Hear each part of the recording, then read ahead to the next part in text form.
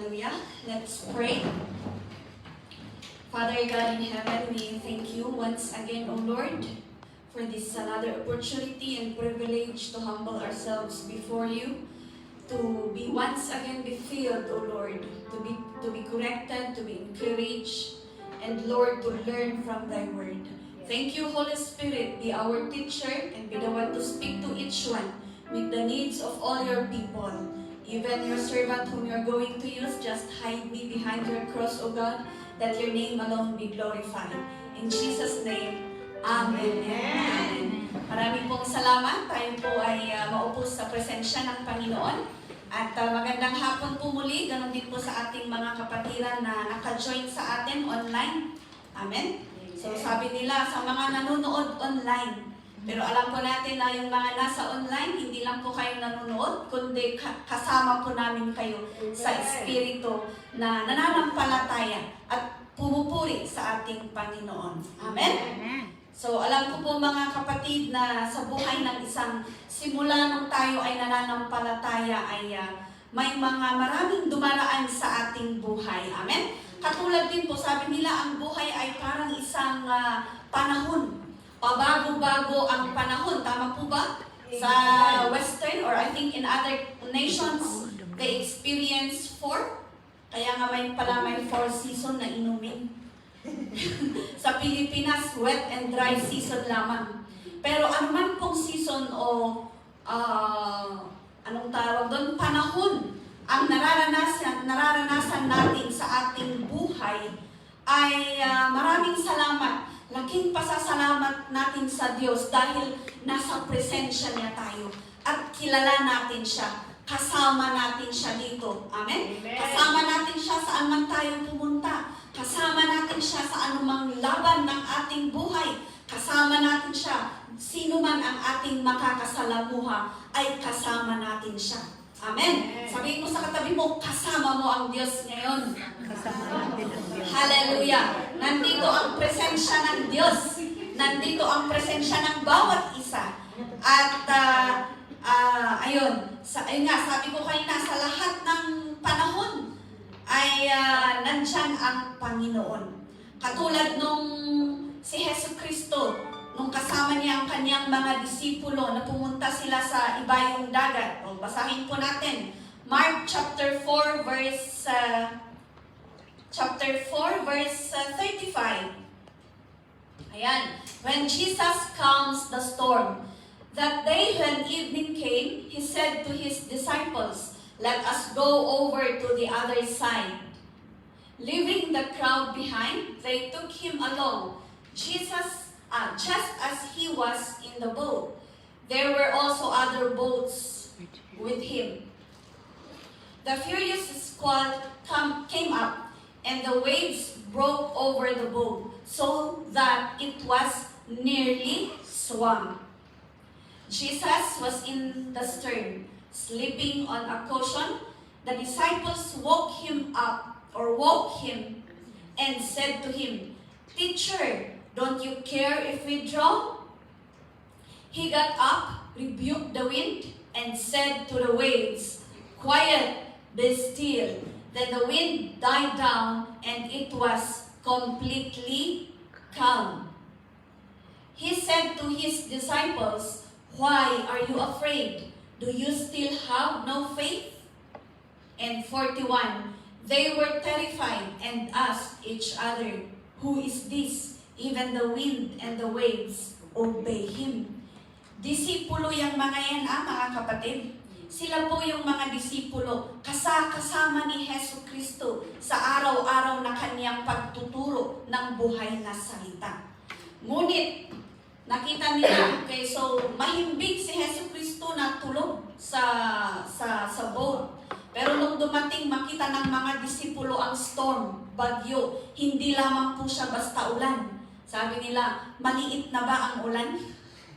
Hindi lang po siya basta ulan or ambon. Storm po yan. Kapag sinabi nating storm, di ba ang storm malakas? Ano pa?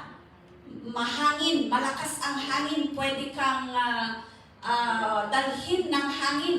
Sabi nila sa amin sa Banggitan. italim ng biki.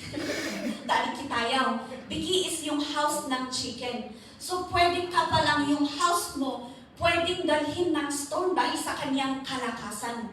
Pero, anong nangyari sa mga disipulo? Imagine, disipulo yun So, nung nakakarinig sila ng salita ng Diyos. Amen? Napakinggan nila ang mga pag-aaral o yung mga pangaral ni Jesucristo sa kanila. Pero anong sabi doon sa kanyang salita? Ano yung naging reaksyon ng mga disipulo?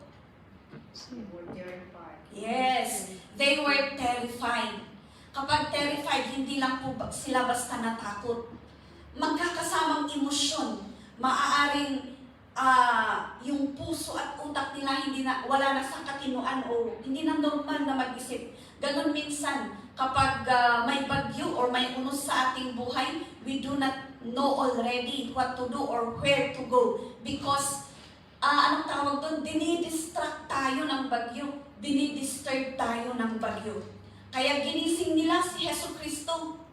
Diba? Ang sabi ni Jesucristo, quiet. Be still.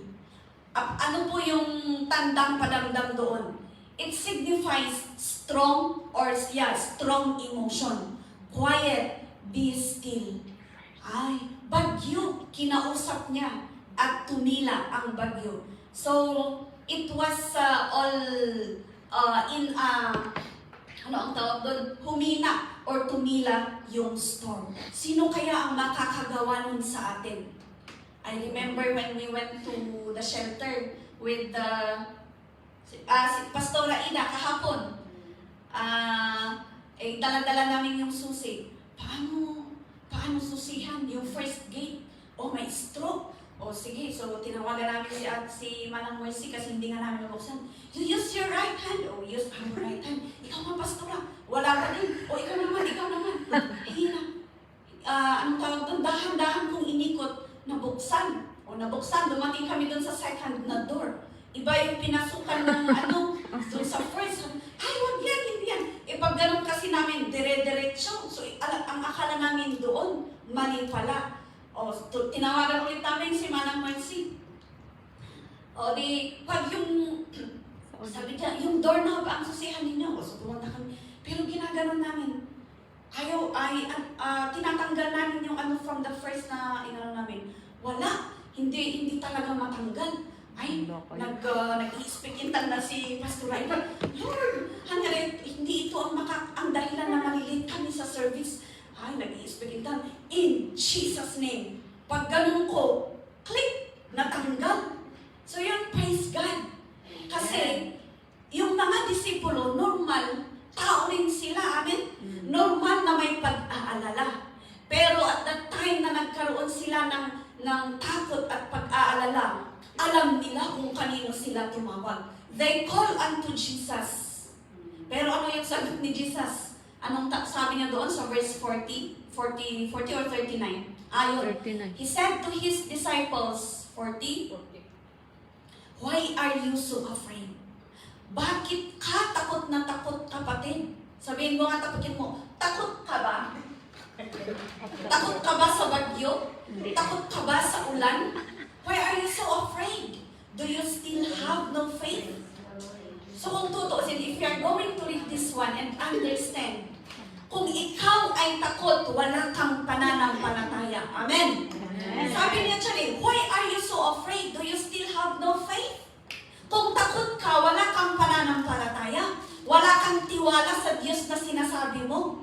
Pero sa unos ng bagyo sa ating buhay, na natatakot tayo at nalilito tayo, tuliro tayo sa ating mga gagawin. O even yung pagdidesisyon natin, our decisions are no longer aligned in the will of God because the storm confuses our hearts, trying to distract and disturb the focus of our faith. Amen. At ang isa bilang anak ng Kristiyano, mga kapatid, in Mark 1:35, very early in the morning while it was still dark, Jesus got up, left the house, and went off to a solitary place where he prayed. Amen. bilang mananampalataya, alam natin na mahalaga ang panalangin. At in every storm, sabi niya dyan, early in the morning. So this is teaching us that whatever the weather or season, every morning when we wake up, there's nothing we could do first but to call unto the living God through prayer. Because in prayer, it is there where God will reveal His plan. He will teach us through prayer, or He will instruct us what to do in times of storm. Sino ang nakaranas na dumaan sa trials? Dumaan sa problema? May sunog, o naranasan yung may sunog. What was the first thing that you did? Ito ba? Ang sabi nilang the adrenaline rush, na yung nung nagkaroon daw ng sunog, yung hindi niya mabuhat na ref nung pinasok sa bahay niya, biglang nabuhat niya, na kaya niyang ilabas. Adrenaline rush. Minsan na-adrenaline rush po tayo, kaya nakakagawa po tayo ng bagay na hindi karapat-dapat sa Panginoon. But bilang isang mananampalataya, tinuturuan po tayo ng Panginoon that in every test, battles, and every fight that we are going through, the first step that we should do is to pray. So and praying is a wise decision. Amen? A wise and strong fighter prays. So ang isang wais at isang matatag o malakas na mandirigma ay nananalangin. Hindi lahat ng battle, kaibigan, ay kailangan gamitin natin yung physical nating kalakasan or mga bahagi ng katawan. But only when we humble ourselves, then doon natin makikita na ituturo ng Panginoon kung paano tayo lumaban. Amen? Because when we pray, number one, the Holy Spirit help us to understand or help us understand. Ano yung kailangan mong intindihin, kapatid? Ano yung kailangan mong maunawaan sa sitwasyon o sa storm na dinala ng Panginoon or na nai-experience mo ngayon? Katulad ngayon dito sa Hong Kong, pabago-bago ang weather, di ba? Malamig, mainit, mahangin, malamig ulit. Paiba-iba. At bilang isang tao ay laging dapat handa ka. May jacket ka para sa wind. Hindi lang pala basta jacket. May tinatawag din na windbreaker. Tama ba? At saka yung fur jackets na made of fur to keep you warm. Amen? So in praying, minsan, because of the storm, we forget to pray. Why? Because we are distracted. We are so confused of what to do. But prayer, when we come to God in prayer, it comes us and allow us to understand the situation in a peaceful way. Hindi pala kailangan lahat nasa giyera tayo, physical and spiritually. Romans 8:26. In the same way, the Spirit helps us in our weakness. We do not know what we ought to pray, but the Spirit Himself intercedes for us with groans that words cannot express. Hindi na namin alam ang gagawin. Ano lang yun, pagbubukas lang yun. Pero parang nataranta na kami na yung first na inisip namin, magsisimula na ang service, baka hindi natin maabutan because of wrong na pamamaraan ng pagsusi. So parang na-disturb ka agad yung spirito, na-disturb ka agad yung focus. Pero when Pastora Ida nag-speak in tongue dyan, and then in Jesus' name na kami, nagbukas na. You see, the power of prayer, there is power in praying. Amen? Amen. Number 2, sincere prayer will sincerely help, and sincere help comes from the Lord. Kaya po mahalaga ang panalangin. Ang totoong pagtulong ay nanggagaling sa Panginoon. Because God is a sovereign God. He knows what you are dealing with. Alam po niya kung ano yung battle mo ngayon. Amen? Alam po niya kung ano yung pinagdaraanan mo ngayon. Kaya, ang makakatulong lang sa iyo, kapatid, ay walang iba kundi ang Panginoon. At anong tulong ang ibibigay niya kung hindi tayo tatawag sa Kanya? Amen? Anong tulong ang ibibigay niya at ipapakita niya sa iyo kung hindi naman natin siya tatawagin? O katulad, example nga yung nangyari. Kahit pusipos ng key, if we did not call the person who knows best about that door, ay walang nangyayari. Dumaan ang oras na baka wala lang, nandun lang kami na na-stuck. So, ayun po. Sabihin mo po sa kapatid, ay sa katabi mo. Okay.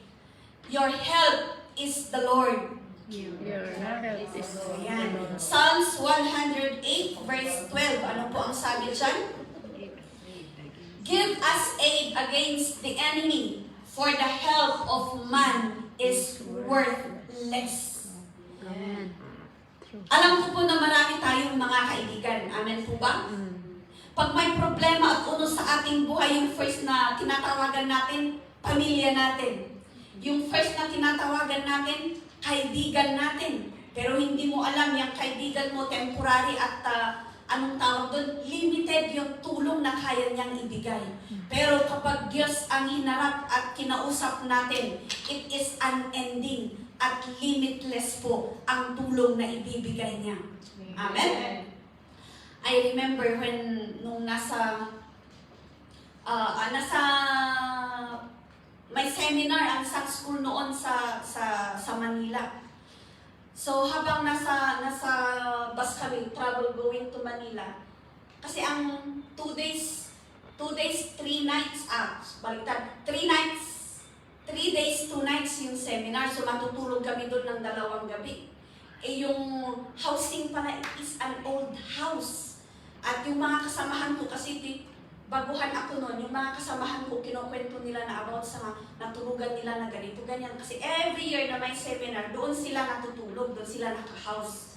So may nakikita daw sila, may nararamdaman sila. So curious lang ako, tahimik lang ako. So nung pumunta kami, madaling araw na yun. Kasi nagbiyahe kami ng gabi, madaling araw na kami nakarating. So pagdating namin, matutulog, preparation para sa kinaumagahan. Nung nandun kami, as we enter the gate of that house, kakaiba yung hangin. Ramdam mo yung basta kakaiba. Ibang bigat yung ramdam mo pagdating mo doon.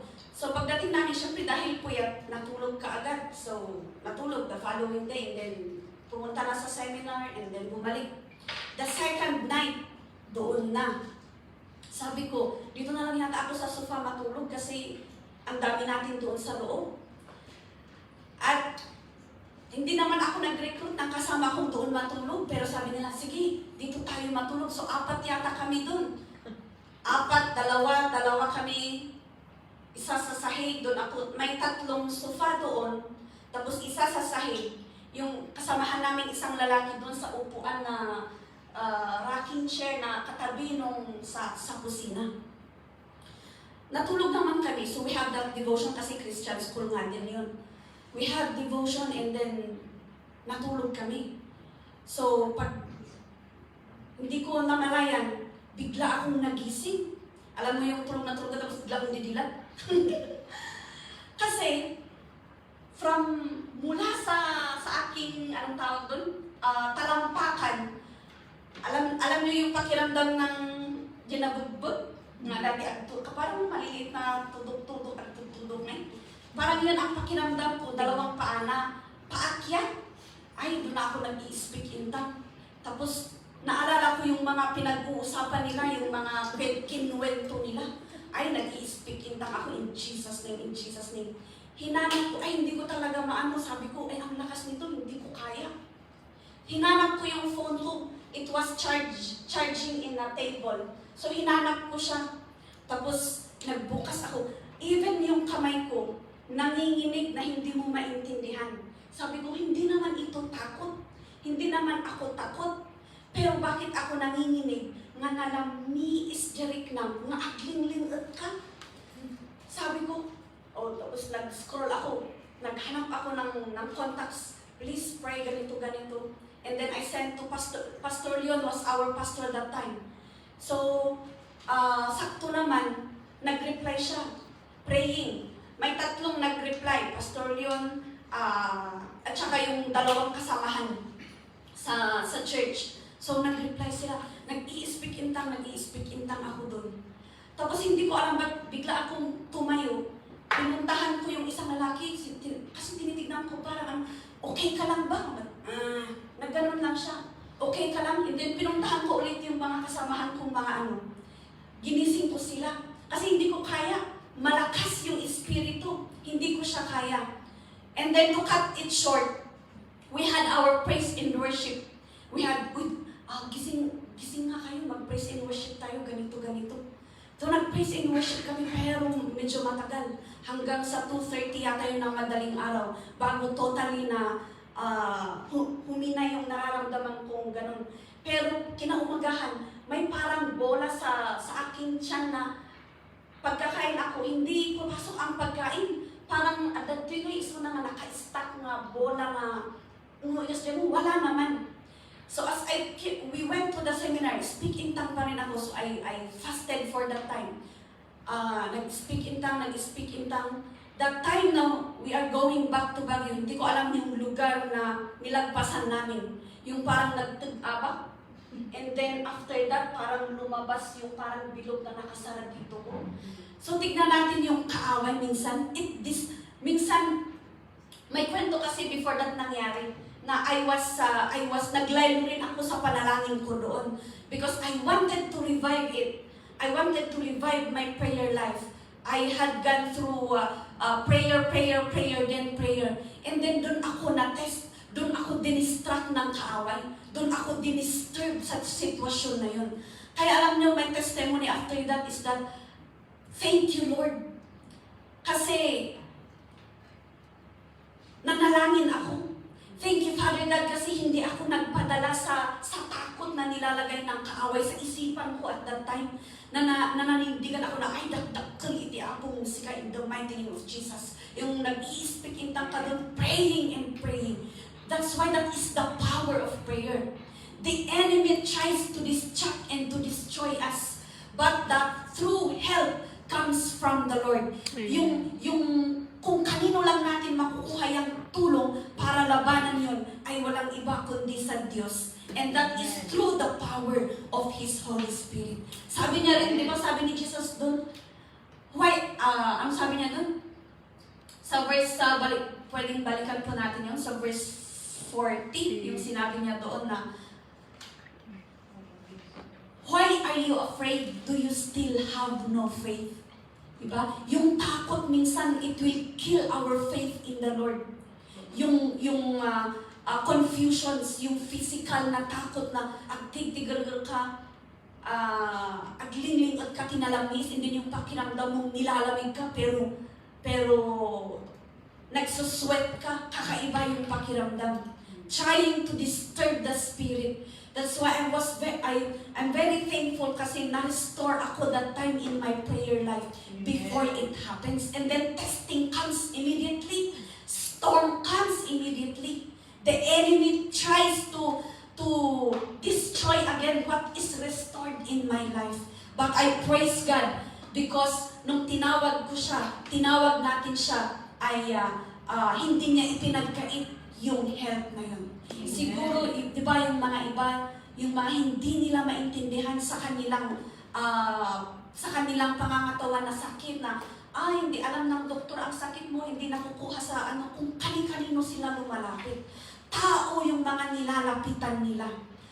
Tao lang din yan, limited ang kaalaman. Pero pag ilapit pala natin yan sa Diyos, it is the true and proper lamang na doctor, na help, the perfect help that we need in order for us to overcome is in the Lord. Amen? So, ganun po mga kapatid. Sincere help, sincere ang Diyos na tutulong sa atin only if we call unto Him. Amen po ba? Amen. Ayun po. Kasi kapag tao, darating ang araw pagbabalik-balik ka, ay, ikaw na naman. Wala na akong masasabi, wala na akong ganito, ganyan, wala na akong ganyan. Pero kapag nananampalatayang tao ang lalapitan mo, alam mo, at pinagpipray ka ng kapatid mo. Amen? Sabihin mo sa katabi mo, thank you for praying for me. Thank you for Hallelujah. Sabi nga nila, we pray for one another. Amen? Dahil doon tayo lumalakas at napapatatag. Pangatlo, believe and not doubt. Maniwala ka at huwag kang magdalawang isip na tumawag sa Diyos. Minsan, kahit nananampalataya ang isang tao, pinag-pray mo na, pero nagdadalawang isip ka pa rin na, Lord, ito ba ang will mo? Dito ba? Ito kaya? There is doubt. You are still questioning. There is still question in our hearts and in our minds. James 1:6. Anong sabi niya dyan? But when he asks, he must believe and not doubt. Because he who doubts is like a wave of the sea, blown and tossed by the wind. Kaya kapag nanalangin tayo sa Panginoon, we claim that God's answer. Most especially sa mga nangyayari na ngayon, ano? We cannot go sa ibang lugar na lumaban doon ng makipagpatayan doon or makipaglaban sa kanila gamit ang mga sandata. But as a soldier of God, bilang isang mananampalataya, prayer is our number one weapon. Amen? Prayer is our number one weapon. Just humble ourselves in prayer and God will work sa mga ipinapanalangin natin. At huwag po tayong magdalawang isip. Many times, Jesus said, even when He prays for the sick, by faith, receive your healing. Amen? Believe and receive your healing. Ganon din po. Believe and you will overcome. Believe and you will be healed. Maniwala ka na kaya habang they are praying for you, Lord, thank you for the healing right now in the mighty name of Jesus. Thank you sa restoration. Thank you sa freedom.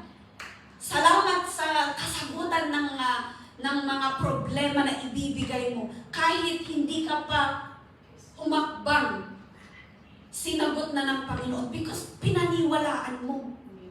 At tinayuan mo yung paniniwala na yon. Amen? Yun nga, dito ko ba na-testify noon?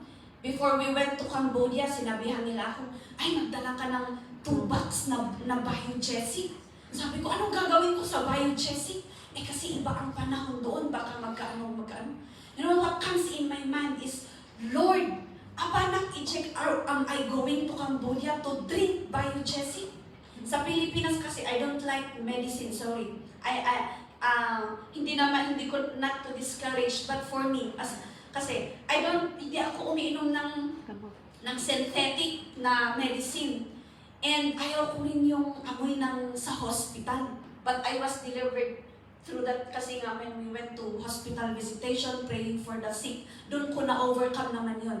But medicine, yes. Kaya sabi ko minsan, Lord, pinagpipray ko sila, yung mga medicine na ginagamit nila. Pero bakit ako ayaw ko sa medicine? I claim, Lord, I will not go to Cambodia na magkakasakit. Because you are my healing, and I claim that healing that right now, I am healed. Whatever happens. And thank you, Lord, kasi for almost 2 years in Cambodia, I did not take any biogesic or bioflu or paracetamol. Because sabi ko, I thank God kasi this is one of my testimony really. Because I claim the healing at yun yung tinayuan ko. Hindi ko na binawi na ay maagasan ang mata, agkasakit ang mata. No. But kaya every time na mapabago-bago yung panahon, lalo na mainit, nag-a-adjust yung katawan, Lord, heal me. Every night, every morning, Lord, heal me. You are the source of my strength, then I will be strong today. The following day, the same. Pero syempre, kahit yun ang pinagpipray mo, kung yung mga kinakain mo naman ay hindi rin maganda, di ba? So as we pray for it, sabayan natin ng gawa. We have also to be careful of the things na na kinakain natin. Amen. Amen? Sabi nga nila, kahit malaki ang pananampalataya mo, kung hindi mo sabayan ng gawa, wala din lang. It's still a dead faith. So I claim that one. Even the cetirizine, I just brought with me 2 months of cetirizine kasi ma-prone ang skin ko sa allergy. Sabi ko, Lord, sabi ko, bakit kaya hindi yun ang hindi ko, bakit kumuha ko ng gano'n na hindi ko ang taas ng prayer mo doon sa Biogesic, pero bakit sa cetirizine nagdala? Kasi 2 pieces lang ang nagamit ko. Yung iba, mas kailangan pala nung kasama ko, kaya yung isa binigay ko, yung natira. Ngayon, when I was fixing my things, kasi I will be transferring to a boarding house, nakita ko yung isang mat na natira. Nung tinignan ko, expired. Sabi ko, ay sayang, nag-expire. Tapos nangusap na naman sa akin ang Panginoon, sabi niya, masasayangan ka na nag-expire o dapat magpasalamat ka kasi hindi mo nagamit. I was the one who sustained you. So na-rebuke ako doon. Oo nga Lord, sorry. Sa halip na magpasalamat ako, ay nasayangan pa ako. So see, if we claim it with faith and let us not doubt, God will do it. Amen? Kasi kung ginawa niya sa mga nananampalataya noon, I believe, kapatid, kaya niya rin gawin sa iyo at sa pamilya mo. If we don't doubt, let us not doubt the power of God. Amen? Let us not doubt the sovereignty of God because only He knows what's best for us. Amen? So, katulad ni, let us not also, ang tawag doon, believe in the power or the power of the Holy Spirit when we pray. 2 Chronicles chapter 20 verses 1 to 4 si King Jehoshaphat. Verses 1 to 4 sabi niya, after this, the Moabites and Ammonites with some of the Meunites came to make war on Jehoshaphat. So, nagplano sila ng war. Some men came and told Jehoshaphat, a vast army is coming against you from Edom, from the other side of the sea. It is already in Hazazon Tamar. Verse 3. So naalarma si Jehoshaphat, resolved to inquire of the Lord. Though he was alarmed, but he inquired of the Lord, and he proclaimed a fast for all Judah. And the people of Judah came together to seek help from the Lord. Indeed, they came from every town in Judah to seek Him. So, wala silang alam nila na walang ibang nakakatulong at walang ibang mahihingan nila ng tulong. Only the Lord. So, nag-proclaim si Jehoshaphat ng fasting. So, let us not doubt also the power of fasting. If prayer is powerful at lalong sasamahan pa yan natin yan ng pagpa-fast, all the more, mas powerful, effective ang gagawin ng Panginoon sa ating buhay. Amen? Hindi lang po tayo magiging overcomer, but also, we ourselves can say to the enemy, away from me. Wala kang karapatan sa aking buhay. Wala kang karapatan sa aking katawan dahil ito ay pag-aari ng Panginoon. Amen? We can command the devil, away from me. Sabi ni, diba? Ni Jesus when He was tempted in the wilderness. Siya ang nagpalayas kay Satan. Umalis naman si Satan. So, pwede rin po natin yung gawin. Manampalataya lang po tayo ng buo at pagtitiwala. Let us not doubt our Creator. Number 4, in Jesus, everything is possible. You know, ito yung isa pong hinahanap din. It's not only our tithe, not only our worship that God is seeking, even our communication to Him through prayer. Luke chapter 18 verse 27. Jesus replied, what is impossible with men is possible with God. Minsan, imposible na magbabago yan. Honestly, until now, I have not only isa o dalawa, marami akong taong pinapanalangin na gusto ko rin magkaroon ng pagbabago. Although hindi man ngayon natin makikita ang kasagutan sa ating panalangin, but if we believe God, we know anytime, any day in His perfect time ay masasagot. Kapag habang pala tumatagal ang pananalangin natin, sinasabi natin, Lord, ang tagal ng sagot mo sa prayer room. God is also testing our heart. Totoo nga ba talaga yung panalangin natin? Are we truly praying to Him in spirit and in truth? Amen? Not only in worship, that God is seeking to worship Him in spirit and in truth, even in our prayer. We might be praying, but our heart is doubting. We might be fasting, but the spirit is still doubting the power of God. As ano nga yung maansalam, ti kararagtikas dyan.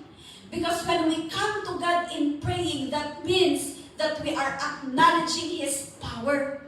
Na wala tayong kayang gawin kung wala siya na ating tinatawag at pinapanalanginan.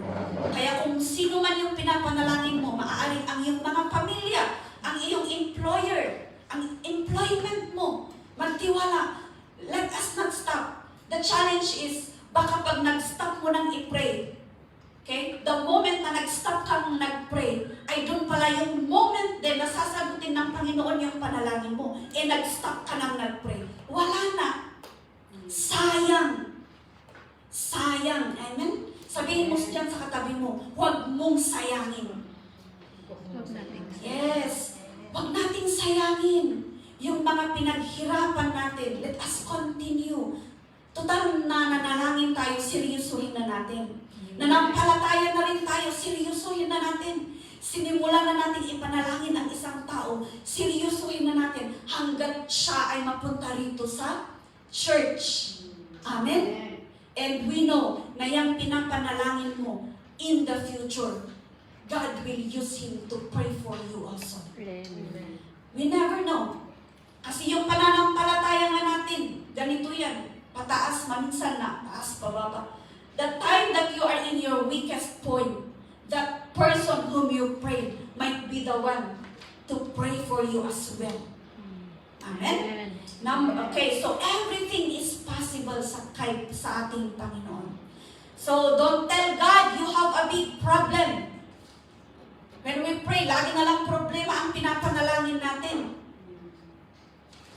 Kailan po tayo nagpe-pray? Kung may problema lang ba? Or kung may pinagdaraanan ba tayo? Diba, Lord, thank you Lord for this day. Maraming salamat sa ganito, ganyan. Lord, ganito, Lord, ganyan. We present to God our many problems. But sometimes, because of these many problems na dinudulog natin sa Kanya, nakakalimutan na rin natin pasalamatan siya. Don't tell God you have a big problem. Instead, tell to your problem that you have a big God. Amen. Amen? Don't focus on how big your trials, how big the barrier, how big the trials or the problem.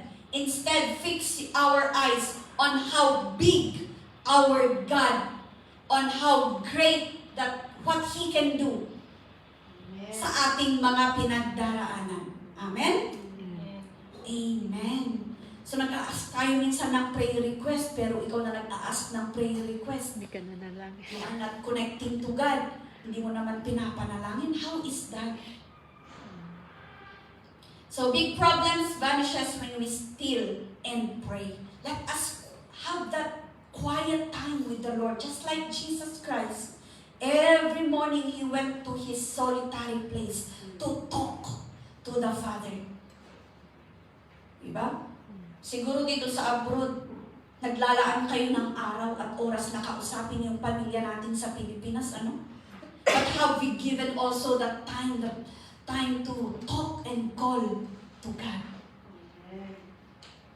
You know, big problems remain big when you don't call on Jesus.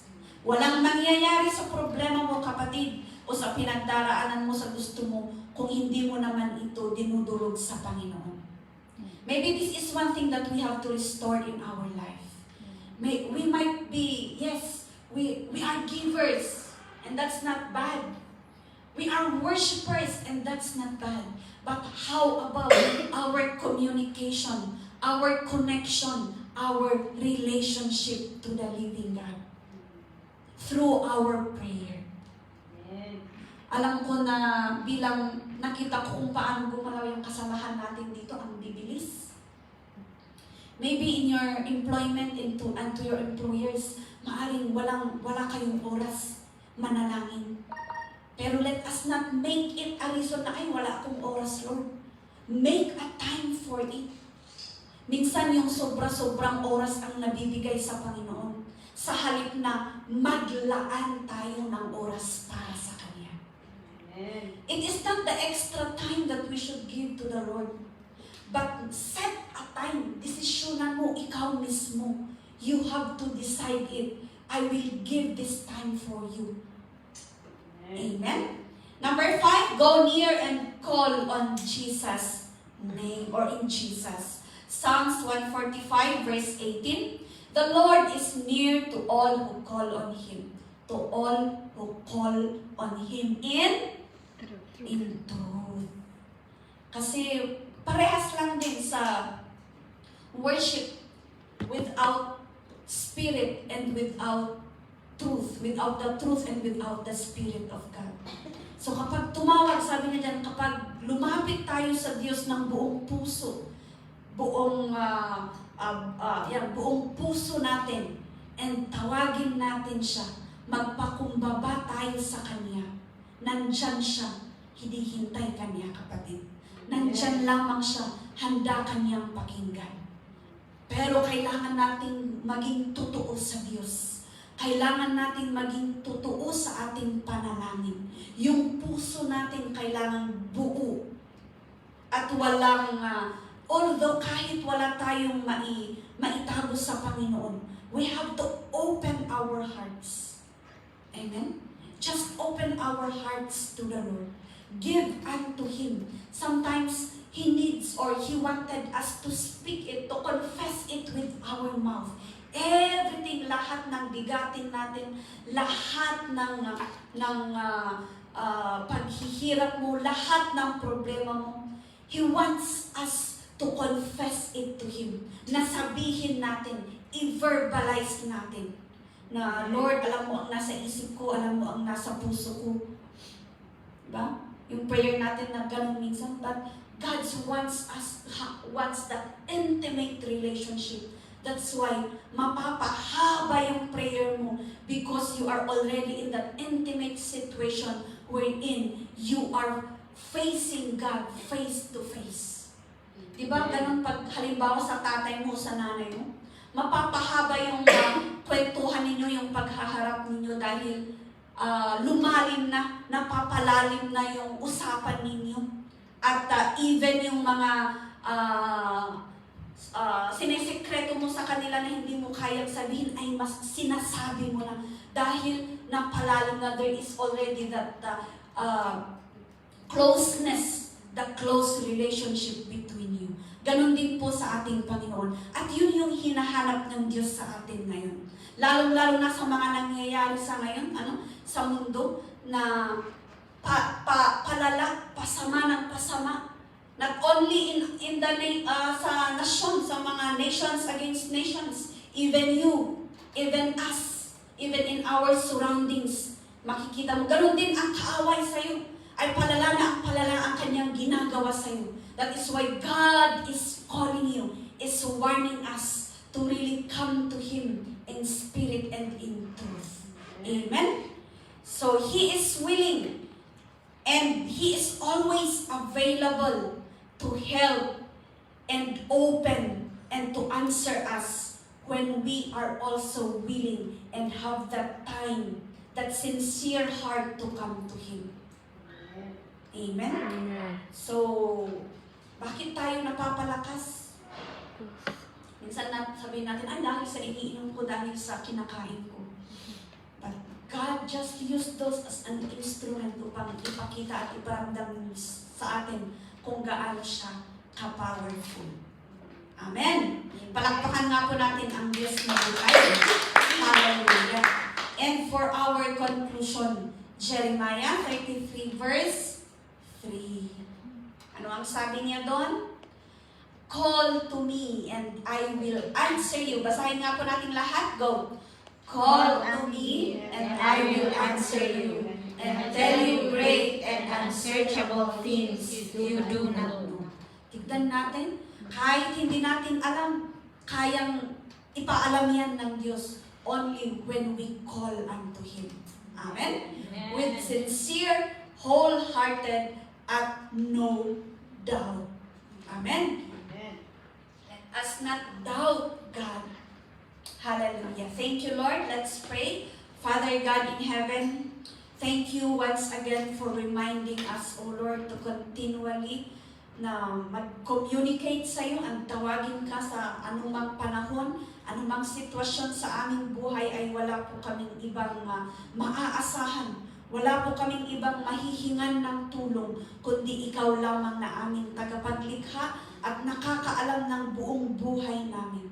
Thank you, Father God, for thy word that reminded us, that encouraged us, O Lord, at nagbigay muli ng kaalaman na sa aming panalangin ay isang importante ito na bahagin sa aming pananampalataya upang maging close ang aming relasyon sa iyo, upang makilala ka namin ng buong buo at upang nang sa ganun, O Diyos, ay all the more na magtiwala, manampalataya at bigyang pansin ka namin sa mga business of our life, business ng aming schedule, ay dapat hindi ka mawawala sa mga listahan ng buhay namin. Thank you, Lord. Bless your people. Bless us and thank you once again. In Jesus' name. Amen. Bigay ko po sa ating MC.